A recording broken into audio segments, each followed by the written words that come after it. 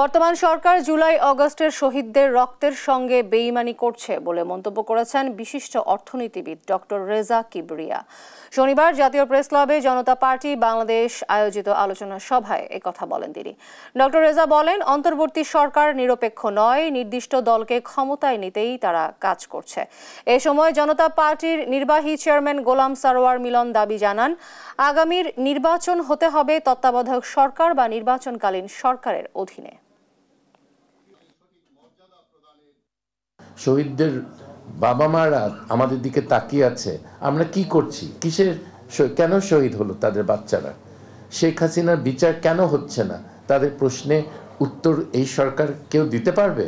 কেউ দিতে পারবে না।